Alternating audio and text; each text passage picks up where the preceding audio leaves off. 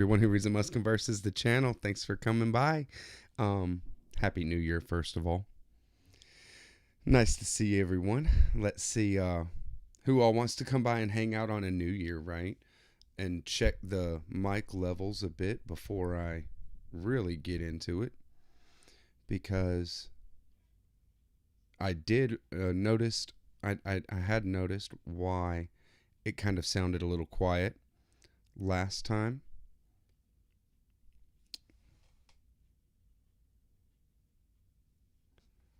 Yep.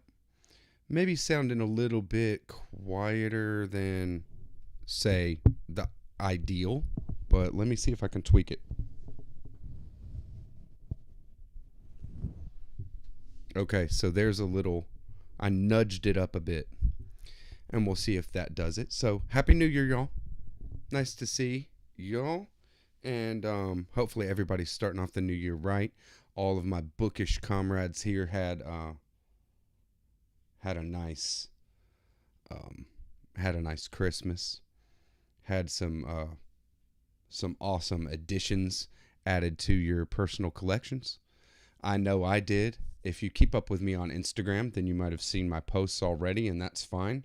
If not, then you're in for a treat, because I got um, some really special stuff, and one of them extremely special. Something that I've only seen uh, in a bookstore only once in my life, and definitely was not, gonna buy it because of how cost prohibitive this book is. But that's what's perfect for Christmas gifts, right?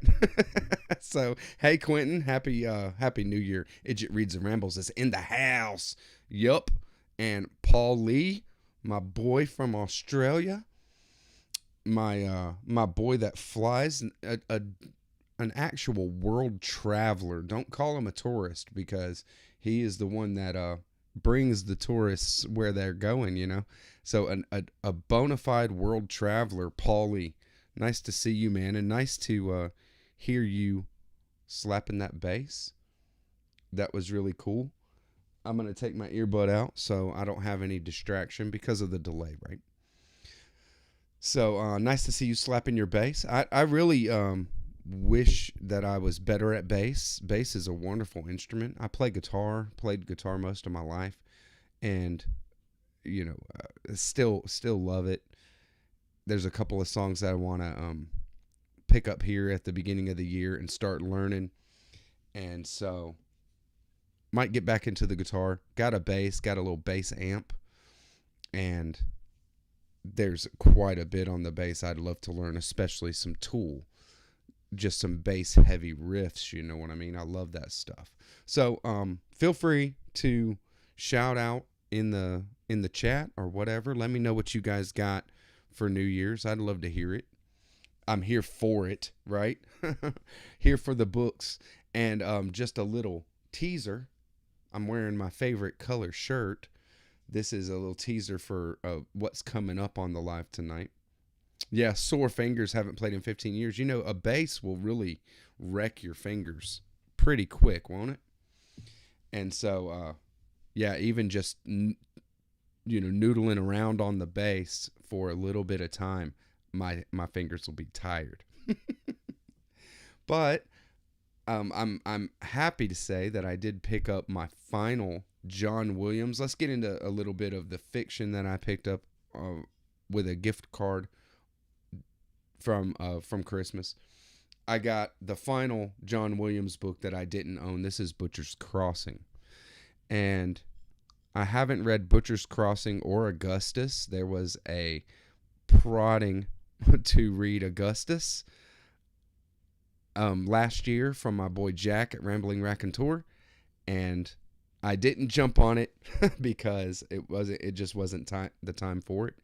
But also, John Williams only writing 4 novels in his lifetime. I'm halfway through everything that he wrote, which is sad, to me, because I want more and more and more, always more, right? And so, yeah, that's right, Quentin. Read what you own, but if you got the space for it, I would say, get what you want, because having, options, and really just, there's a lot of books that I have that are nonfiction that are, primed to be thumbed through, and just kind of taken bites out of whenever you want, and that kind of stuff. I love it. I really, really love it. I did dig Nothing But the Night. I think that Nothing But the Night is like a quintessential awesome debut novel. It really shows a maybe not a young writer or a novice writer at all. John Williams really has just the chops for writing and having a perspective. And I really enjoy his imagery and everything about Nothing But the Night. But I will say Nothing But the Night is a more linear and singular, idea than Stoner. And those are the two that I've read, is Stoner and Nothing But the Night. And Nothing But the Night is kind of a character study. You're following one guy. It's very simple story. Unexpected still. John Williams is good at the unexpected like that, and but also he's really great at putting you as a witness to somebody's inner life, a witness to somebody in their totality. So this the main character from Nothing But the Night is just a tortured kind of character, and you really you're right in there with him. I really did like it a lot. And there is a review on my channel here of Nothing But the Night, if you want to hear me say more about it. But Augustus, a period piece, and then Butcher's Crossing, some kind of anti-Western, right? You like the whole Kipling collection. If you own it, read it. I don't have the whole Kipling, Rudyard Kipling. I've gotten into some short works from him. Obviously, a great writer, but with something like older books, I find myself getting bored sometimes with older books, because we live in a world that is so much bigger and faster, that I just can't really get into older stuff. It bores the hell out of me, really. And I'm not saying Kipling will necessarily. I am saying that Charles Dickens has gotten like that with me, where I don't have any desire to read any more Charles Dickens, even though I haven't read the one that is the most lauded in our community, which is Bleak House.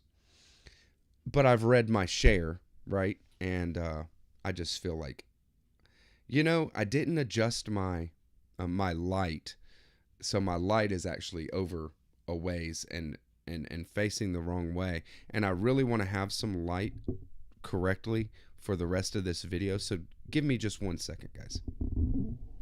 Let me see if I can fix this up real quick.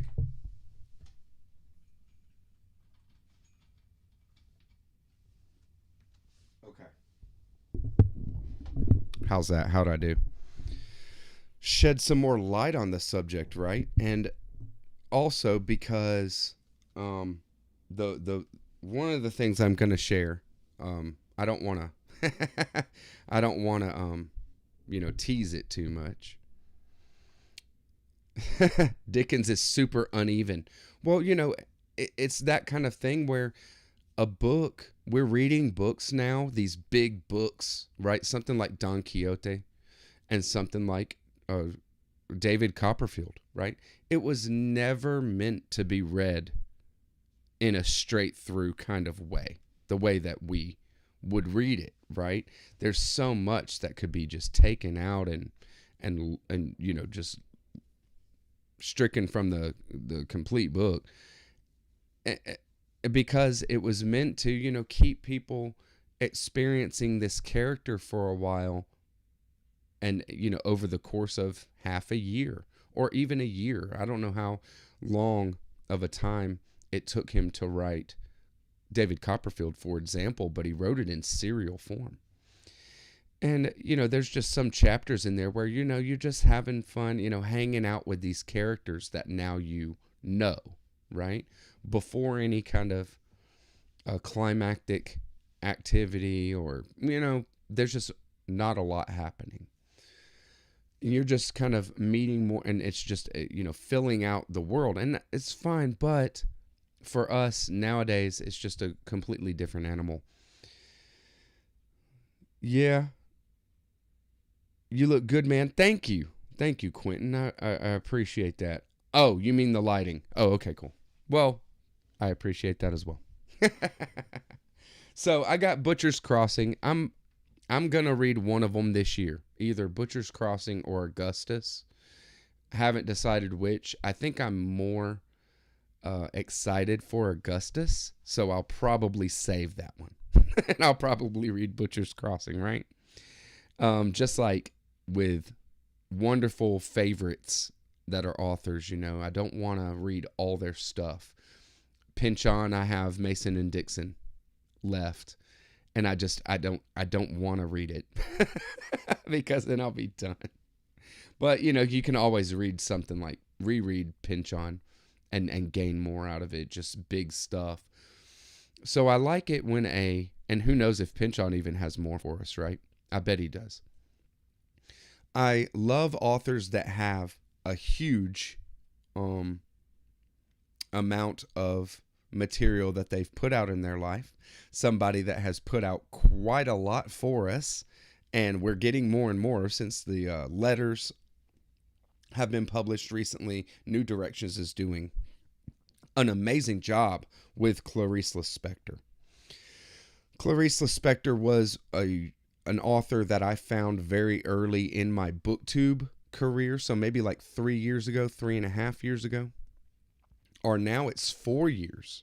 Because January 1st, this is when I started my channel, was as a New Year's kind of thing. And so this is the 4th year of Everyone Who Reads It Must Converse. Hopefully, you guys enjoy all the old content, but like I said, I'm going to go through and purge quite a bit. But I read Agua Viva very soon off of starting my channel. Fell in love with Clarice Lispector. Read Passion According to GH. Just last year I read Near to the Wild Heart, which is her first novel. And it's kind of a coming of age, Bildungs Roman story of a young artist. So very much, very similar in feel and in tone, in a way, to Portrait of an Artist as a Young Man, and just kicks Portrait's ass all over the place. But, I will say, a lot of Joyce, Joyce and Lispector are from different times and different places for sure.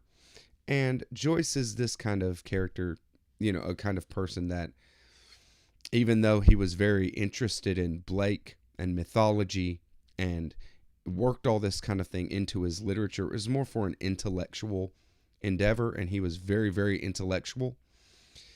And therefore, he was kind of devoid in his writing of spirituality, or any kind of metaphysical reality. And there's a lot lacking in Joyce's perspective of what our place is here and what humanity's place is. That is not so with Clarice Lispector. Clarice Lispector is a feeling, intuitive genius. What a wonderful writer, and very different in her books. I read The Hour of the Star as well. I've read a few of the short stories, so I'm really moving through Clarice Lispector's work, but there's quite a bit that I haven't read. I'm just excited because there's more and more. I'm not close to the end yet, right? So The Chandelier might be my next one. I picked this up. I don't know what it is it is about, because I don't go for spoilers, but I can give you guys the back if you want. Let me know. And I also have The Besieged City on my shelf, which I want to read. So that might be the next one. Nice, Paulie. Yeah, The Hour of the Star is very, very cool. It is, quintessential Clarice, like the unexpected. You don't really know where she's going with her ideas and thoughts. But you're along for the ride with her. And Hour of the Star was her final book, the last thing that she wrote. What an amazing.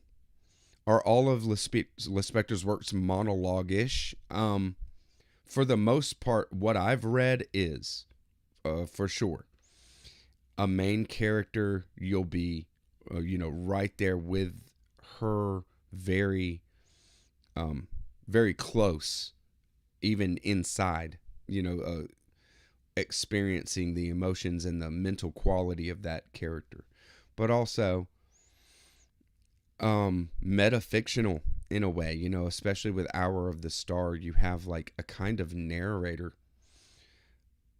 It's wild. Agua Viva is probably the most monologuish, where you're just being communicated directly to by the author, and you and the author are both aware of that fact. That kind of thing is just like a Lispector,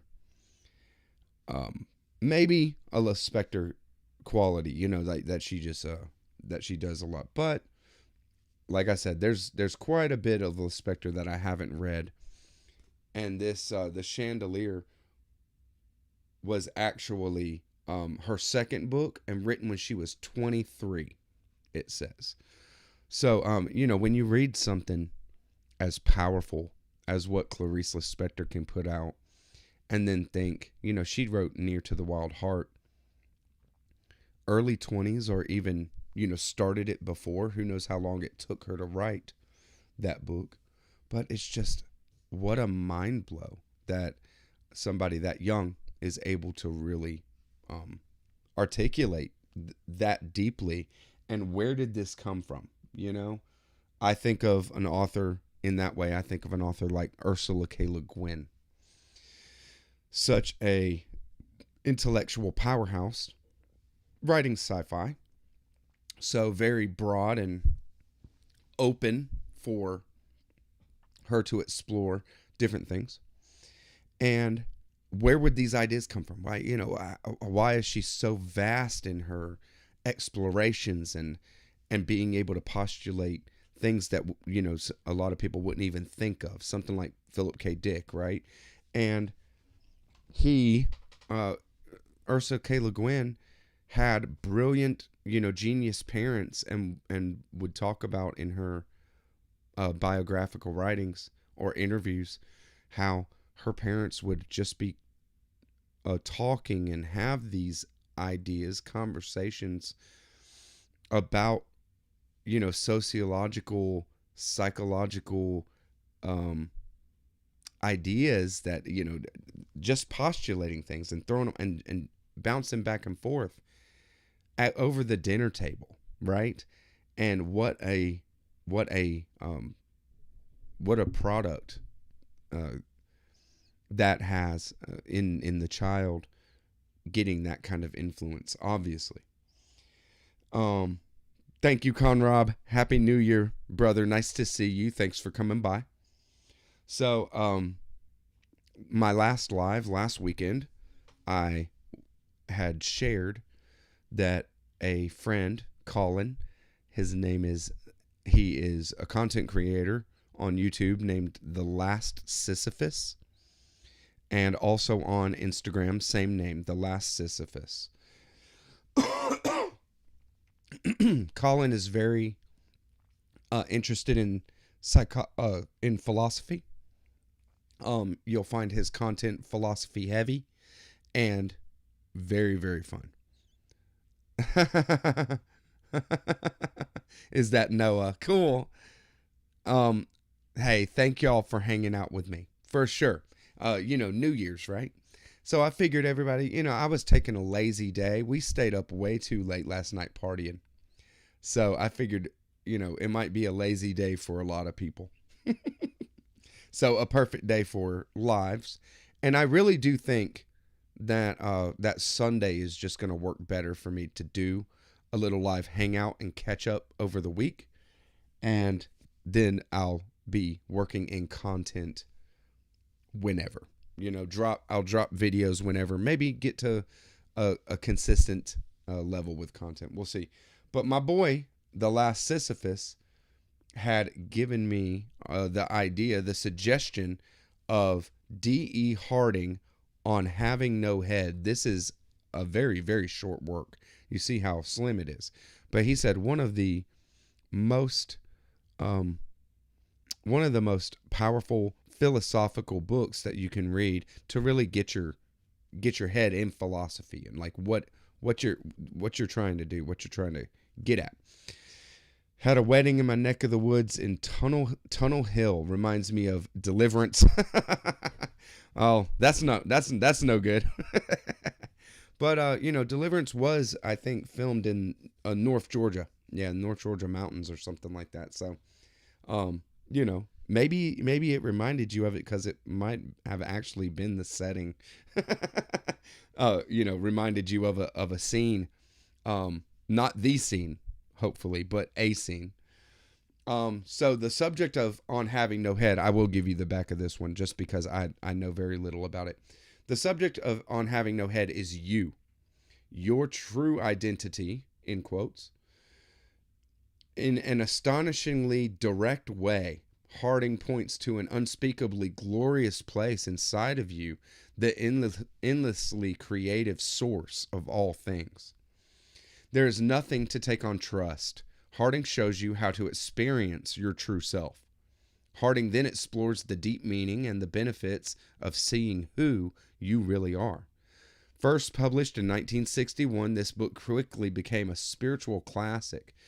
It proclaims the quote-unquote good news celebrated by all great mystics, whether they're religion or culture, but declares, whatever their religion or culture, but declares this truth, the truth about our deepest identity, in a clear and modern voice. Read this book, do Harding's breakthrough experiments, and rediscover the simple truth that has all the time been staring you in the face. Your facelessness. It is a deceptively plain doorway to an Aladdin's cave of riches. So the back there, and the table of contents too, because I have thumbed through it. The table of contents will tell you a lot about a book. The back there really speaks to me in a way of understanding things like what is a Zen master getting at when he's enlightening a disciple with koans, right? Things like that. What is a teacher getting at when enlightening a disciple using paradoxical phrases, right? Like what is actually going on there? And I think that that's exactly what he's getting at here, because it is the subtitle here, Zen and the Rediscovery of the Obvious. On having no head, so like the headless head, right? That kind of thing. Nice. David Bowie talked about having no head as one of his favorite reads. Very cool.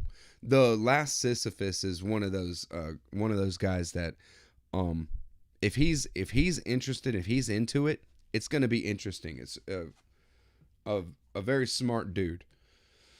But this kind of thing, very Buddhist in its approach, because the whole there's nothing to take on trust. Well, the Buddha said that. He said, you don't have to believe in what I'm saying. You can test it for yourself, and the testing is meditation. And I believe that that must be Harding's approach as well. a meditative experience, a meditative practice.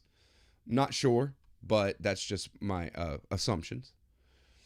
And talking about experience, Harding shows you how to experience your true self.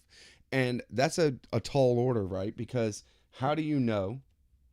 How do you know that something is your true self rather than a an emotional, a want, a desire, an idea, a thought? How do you know? How do you know that requires a high level of discernment, and it's tough to even know if you're doing that effectively in the moments, because we are ourselves, right? I thought it was Noah recommendation before the last Sisyphus posted about it. No, Conrad. I'm not trying to steal any shine from my boy. I got it because of his recommendation. Because he's really just a great thinker. He's a great thinker, and we've had really we've had really great conversations, and I want to get share something where that he's read, so that then we can talk about it, right? We can talk about it more and have even more awesome conversation. So that's why I picked it up.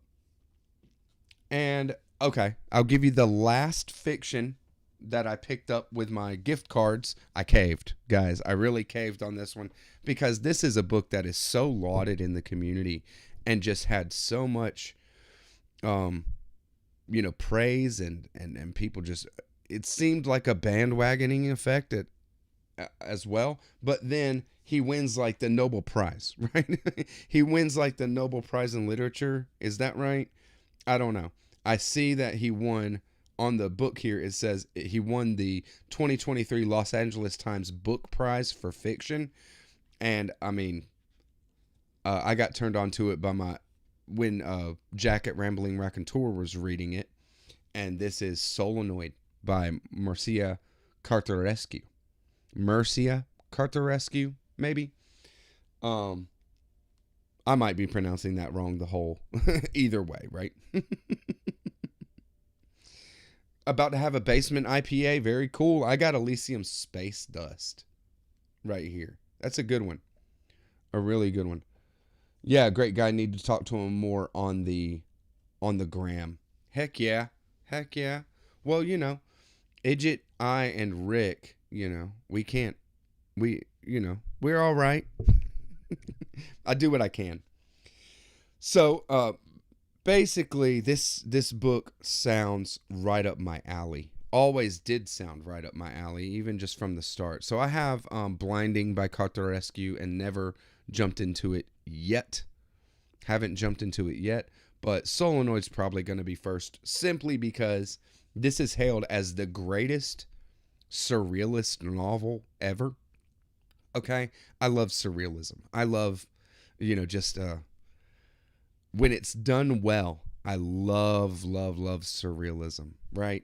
So I will be jumping into this. There's Borges comparisons. There's Proust comparisons. So I don't know. I don't know what to expect. Like I said, I stay away from spoilers on stuff. But Jack told me enough that I was really turned on to it and getting excited. So when I had the gift card, I went ahead and grabbed it. But yeah, the greatest surrealist novel ever written. It's ridiculous. That is ridiculous stuff. So we have, created by forking paths. Solenoid is an existence and eventually a cosmos that is created by forking paths, it says on the back. So obviously a reference to Borges and the insanely great and popular short story, The Garden of Forking Paths.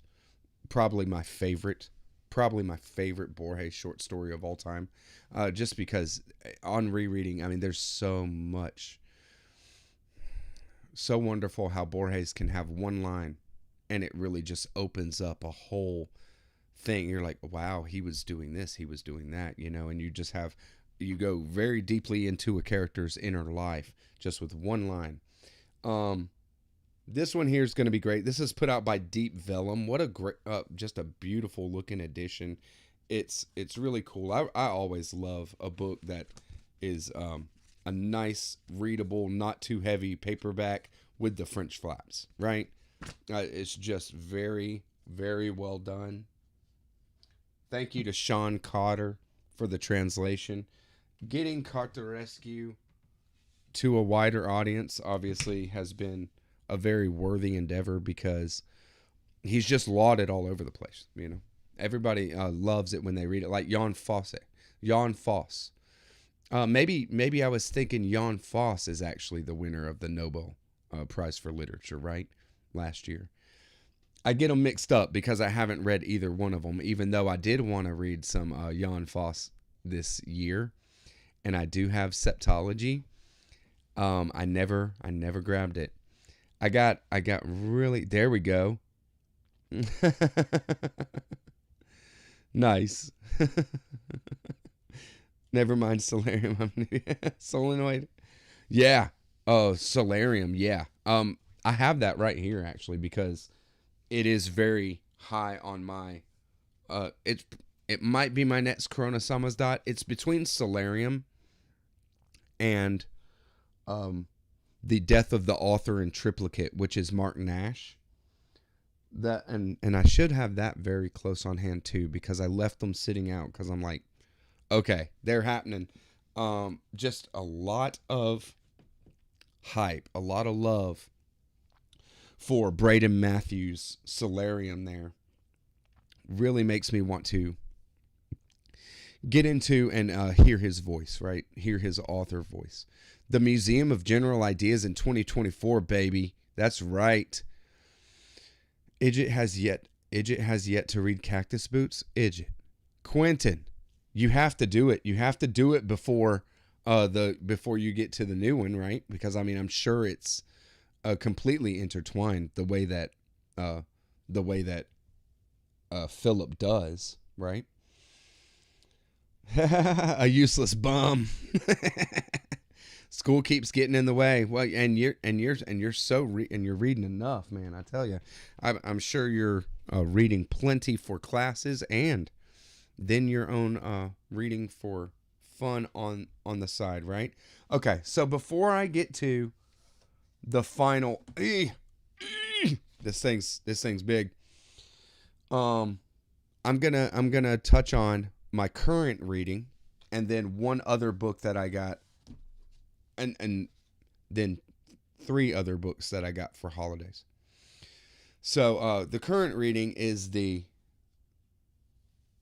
Avatamsaka Sutra, and I'm right at the end. Avatamsaka Sutra. I talked about it a bit last week, near the end of the live last week. If you want to go back and hear that, I'm not going to repeat that kind of stuff. But it is episodic. We have a disciple that's going from one to another spiritual teachers. And I'm right at the end, which is the final teacher is Maitreya. Maitreya is the future Buddha. And the epitome of Bodhisattva practice because he has attained the goal of Bodhisattva practice, which is infinite knowledge, infinite patience, infinite kindness, infinite generosity, infinite concentration, and infinite insight and meditation. Did I say infinite wisdom? Because when it comes down to it, it is something that can only be acquired by aligning yourself with an unnumbered amount of births and deaths and practice over unnumbered lifetimes, right? So what an amazing experience it is. And the final chapter, Maitreya, is the largest chapter in the entire sutra. So I'm there right at the beginning, and I'm going to get through that one by the end of this week, and then I'll be ready to do some content on the Avatamsaka Sutra. Probably a few videos on my Buddhism from a Western perspective playlist, because there's a lot to get in with this book, right? There's a lot to get into. Just completely impossible to talk about it in any broad or in concise fashion. Gonna read Cactus this year, but I'll be too slow to keep up with you guys. Come on, Paulie. And yeah, that's great. I mean, I'll probably retouch on Cactus Boots. I've read it twice. I'll probably touch on it a little bit before the Museum of General Ideas, and retouch some of the scenes. Maybe just reread the whole first part. But if I do that, I might just go through and read the whole thing again. It's such an amazing book, so fun, and what a wild ride. So I can't wait to see what they do with their next endeavor, right? Which is that's what we're talking about, the Cult of the Cactus Boots guys, right here. Philip Friedenberg and Jeff Walton. They are coming out with a new book this year. It's already in, being produced, and I've seen follow them on Instagram if you want to get some of that hype going, because they will share and do share mind-blowing stuff, just even in their just to kind of set up what they're about to release. So since being into the Avatamsaka Sutra so much, the only other sutra that I'm really was really excited about getting my hands on and getting into at some point is a sutra called the Mahayana Mahaparinirvana Sutra. Mahaparinirvana is the passing of the Buddha. Buddha Shakyamuni, the Buddha, the historical Buddha, his passing is referred to as Mahaparinirvana. And this is a sutra that is depicting the Mahaparinirvana of the Buddha, but from a mystical standpoint. In the Pali Canon, the original writings of the Buddha that actually came from the mouth of disciples, particularly Ananda, who is a disciple that had an unbelievable memory. He was the one that contributed the bulk of the Buddhist Pali Canon, which is all Hinayana teachings, the very first teachings of Buddhism that are actually attributed to the Buddha himself on this earth.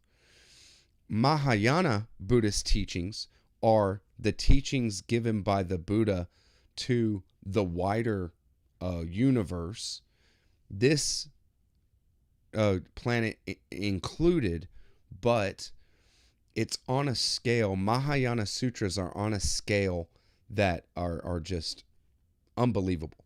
The entire reality, or the entire cosmos might be the stage for a Mahayana sutra.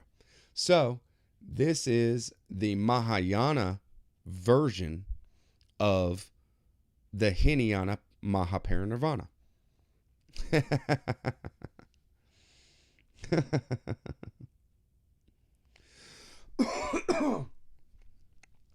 Sorry about that. I'm just catching up on some. Awesome. I have no idea what to expect from this. I have not really dug into it as far as content at all. It's something that is not easy to get your hands on. So I did ask for it and just got it for the holidays here for Christmas. And the kind of things that he does say, that I can even gather just from the back of the Mahaparinirvana Sutra, are very much in line with what is in the Lotus Sutra, where he actually comes out and says that all of his teachings up to that point were skillful means, that they were expedients. It's not that he's lying, but there's only, this is the only way to reach people, is to say something that they understand, right? You can't give anyone a teaching that they can't understand or that they're not ready for. So, for a large portion of the Buddha's life, he gave teachings to individuals that were not the highest teaching, not the highest goal. So, there are Mahayana sutras that are expounding the highest teaching and the highest goal. One being the Lotus Sutra does it very explicitly. I have a trio of videos on my channel on the Lotus Sutra as well, if you want to hear more about that. The Mahaparinirvana Sutra seems to do the same. So, there is a quote here from chapter 3 where it said, this is the Buddha speaking, says, "You monks should not thus cultivate the notion of impermanence, suffering, and non-self, the notion of impurity, and so forth, deeming them to be the true meaning of the Dharma. As those people searching in a pool for a radiant gem did, each thinking that bits of brick, stone, grass, and gravel were the jewel, you should train yourselves well in efficacious means. In every situation, constantly meditate upon the ideas of the self and the idea of the eternal, the bliss, and the pure. Those who, desirous of attaining reality, meditatively cultivate these ideas, namely the ideas of the self, the eternal, the bliss, and the pure, will skillfully bring forth the jewel, just like the wise person who obtained the genuine priceless gem, rather than worthless diatrice misperceived as the real thing." So it is, a lot of Mahayana, even though it be very high level Buddhist teachings, are actually clarifications of the truth. And even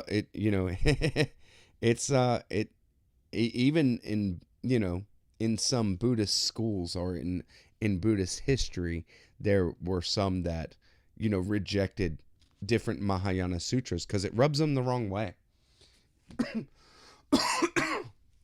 Even in the Lotus Sutra itself, there is a group of monks that, when he says, nirvana is not the final goal for Buddhists, for practitioners, that nirvana is not the final goal, they just walk out.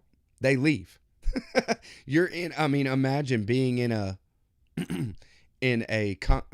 congregation, in a group, a huge group, thousands, tens of thousands, maybe, that are here to absorb the teachings of an enlightened being. The Buddha is there, and he says something that doesn't coincide with what you think, and you're just like, oh well, he's lost it. We're out of here. He's lost it. He's he's getting a bit senile in his old age, this kind of thing. And it really shows that there's nothing new under the sun, right? Humanity is what they were even in ancient times, and we're love the icon Groovy. Thanks Book Spines. That was made for me by a wonderful friend on Instagram that gave me all of my icons and my my little title screen. in my videos, things like that. Really, really appreciate that going down the Stephen King, George R. R. Martin route this year, just because of work being the way it is. Man, you can read, just a huge amount of Stephen King, in the time that it takes you to read one book by, Clarice Lispector or something like that. I read 11/22/63 is the last Stephen King that I read for my big year of big books. And that was just the funnest, the funnest month of that reading, because it was just, the reading was just easy, baby. Easy, smooth sailing, baby. He's just a very wonderful storyteller, right? So I asked my daughter for this one because I want to get into deeper into Carl Jung over this next year, and that will be a side project for me and just something that I'm in, possibly on my own. As far as content creation is concerned, I don't know what kind of interest there is, or whether or not I'll be able to say something particularly insightful on it.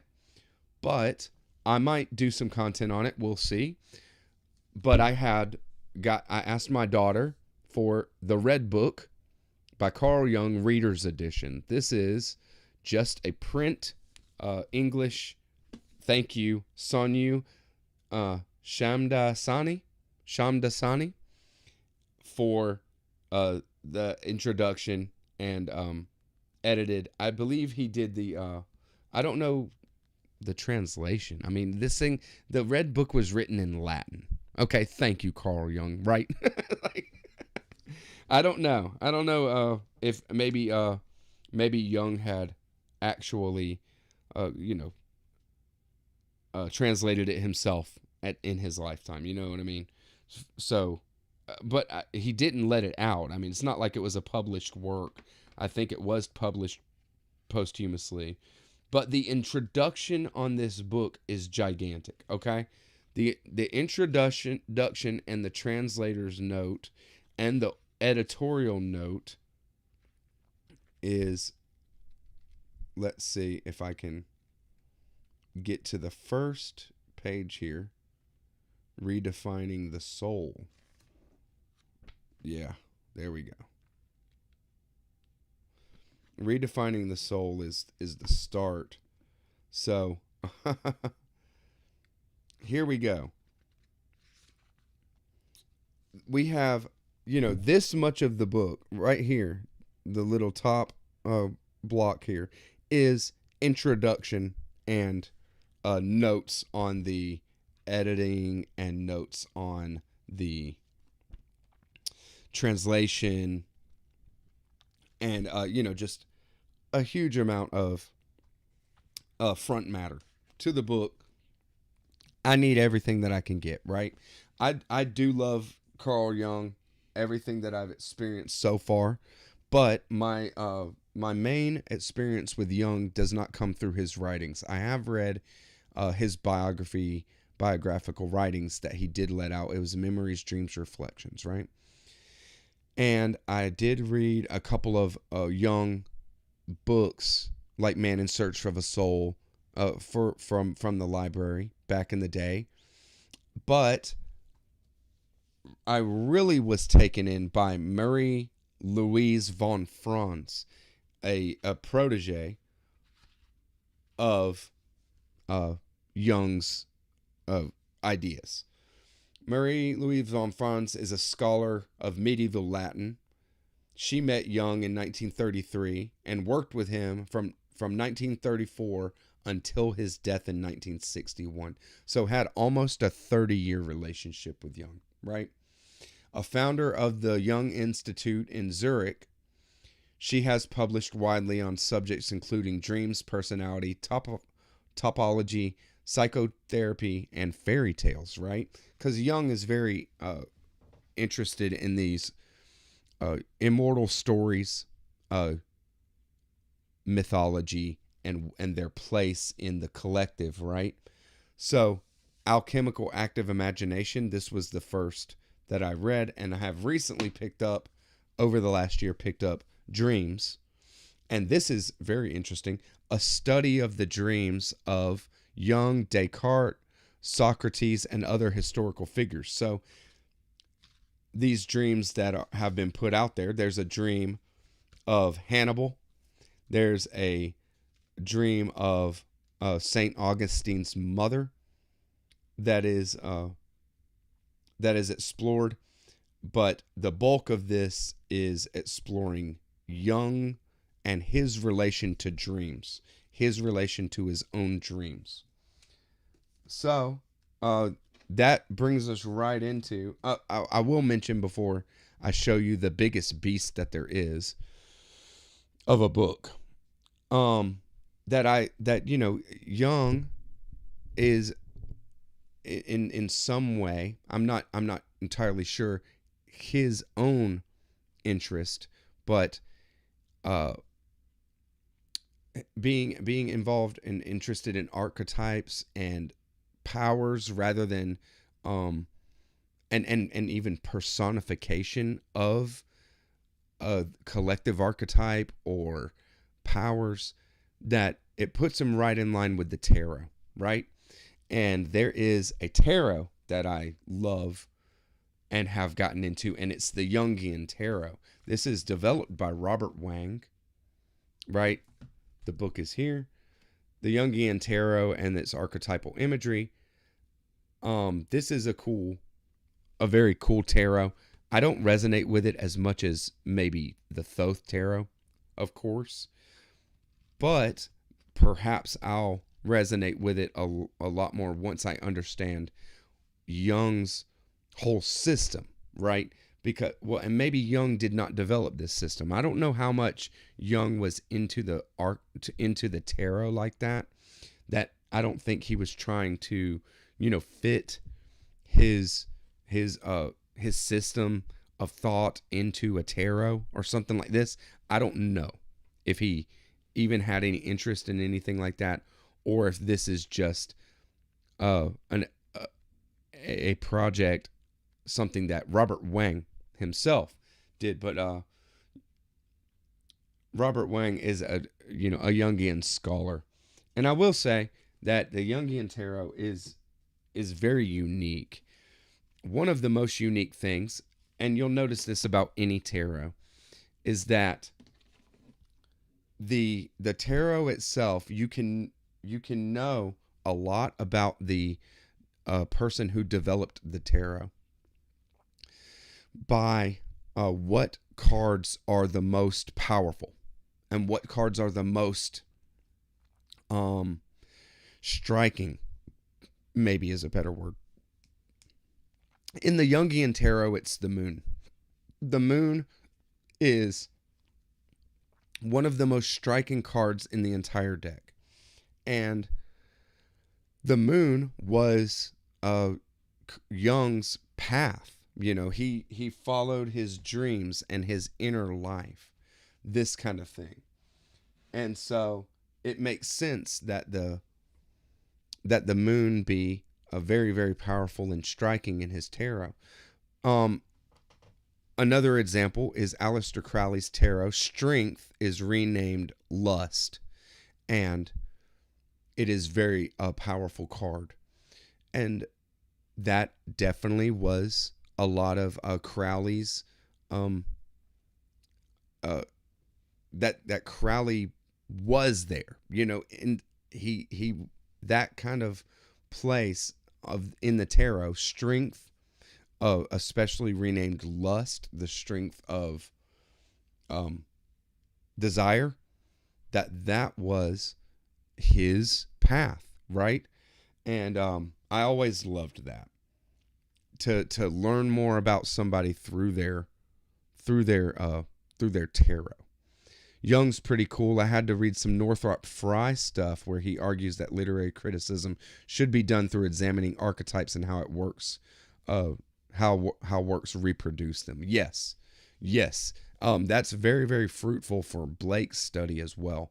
And Young and Blake both, I think that I hope that Young and, very much um, coincides with my interest and love for Blake, because they're both they're both mystics, right? Or labeled as mystics. But, um, oh God. Oh, oh, oh. Yep. I did it. I did it, guys. I picked it up. As you can see, this book is almost as big as that picture. As that picture frame. How ridiculous, right? It is the Red Book by Carl Jung. This is the facsimile edition. Put out by Norton. Oh God. Okay. I'm going to take the dust jacket off. I'm going to take the dust jacket off so I can more easily move this around and without worrying about damaging the dust jacket at all. Sorry about that. Oh, man, that thing's heavy. It really is. So, the Red Book is actually one of the earliest things, maybe the earliest thing that you can get your hands on that Jung produced in his life, right? The Red Book and what this is is actually the start of and the basis for a lot of the psychological ideas that he had later in life. They come from this exploration. He, over a decade, explored his own inner life in the form of this book. There is meditations, there is images from dreams, there's archetypes. That's where these archetypes kind of came out, and like they reveal themselves to him. What he's doing is looking for his soul, right? That's what he thinks he's doing, right? I mean, the universe has its own agenda sometimes. This is a big boy. This is a really big boy, and beautifully done. Like these, some maybe Folio Society editions. I have some university editions that are done kind of like this, where you have an illuminated work at the start that is of full color facsimile reproduction, and then afterwards we have the text, right? But I have a reader's edition, so I don't have to worry about reading this big boy here.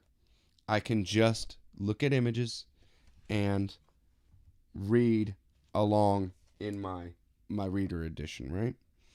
But as you can see, I mean, this thing is meticulously done. There's little images in all these beginning letters, beginning different ideas or thoughts, paragraphs. He'll do like a large and there's images everywhere. These smaller images, sure, but also, full page images painted. This is all painted and done by hand, written in Latin, and I mean, every page is something beautiful that I'm so happy to have. I've seen this once. I saw it once in a bookstore when I was it was Atlanta Vintage Books downtown, of course, right? The best bookstore in Atlanta. And I saw it there. I pulled it down. I looked at it a bit, and I said, yeah, there's no way that I'm gonna they wanted like 200, maybe $250 for it, right? So, came back a couple weeks later, and of course they had sold it. I mean, somebody, if you know what it is, you're gonna go for it, right? Because it's just that was the only time that I had ever seen it in a store. So yeah, it it is now. Here's some full page action. It is now in my possession. We're gonna go ahead and hopefully gain some insights through this, right? At least in insights to Jung's own um, journey, and which I love. I love books of an individual's own journey, unapologetic, right? And that's what this is. You know, I don't think he ever meant to have this published or released, right? This was all for his own explorations. And there we go. There's another big one there. And so I'm going to have it laid down. You know, I'm going to lay it down here, and I'm going to have my camera over it, just down, and then I'll thumb through it. I'm going to do that for a video. That'll be probably my next video coming out. There's so many amazing pictures, and most, if not all of these, are depictions of, you know, dream spaces, archetypes, some wild multi-limbed alligator there, right? Wait until you see the next picture, right? They're in a battle.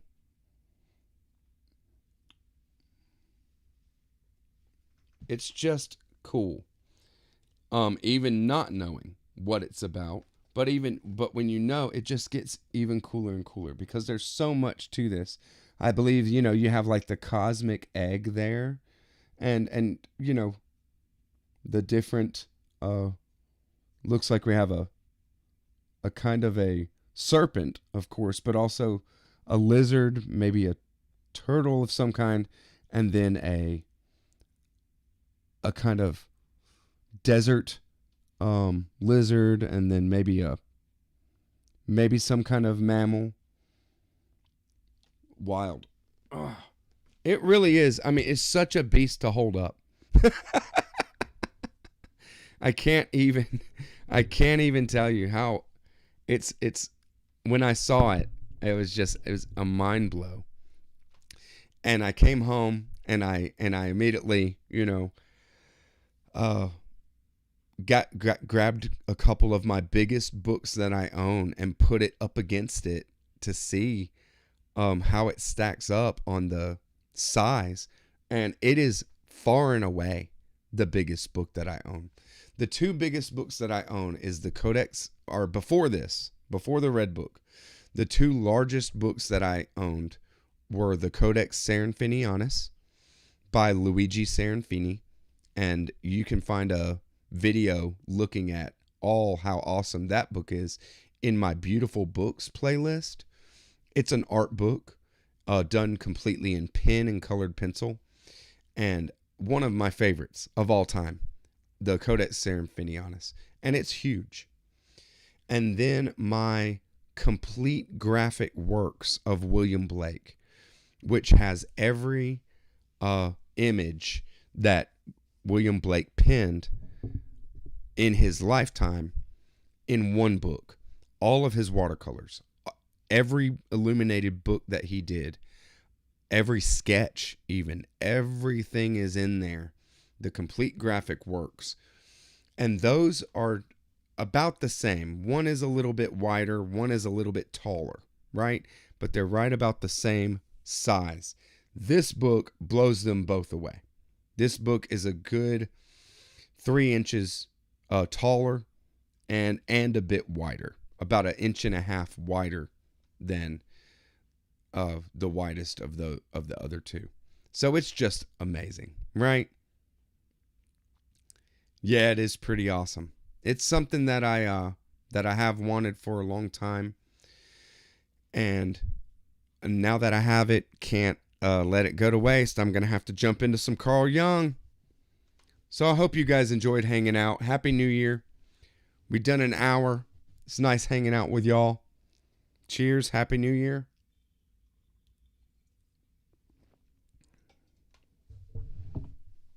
Happy reading. I keep an eye on Instagram. You guys let me know. If you don't post and you're not a creator, just leave a comment in the chat, whatever. Let me know what you have acquired this holiday season. Let me know what you're looking forward to in 2024, reading wise. But also, if you watched the whole hangout, let me know what you're excited for that I've talked about. You know, there's quite a bit that's coming on the channel. I know that people like fiction because more people read fiction and they like hearing you talk about fiction and all that kind of stuff, right?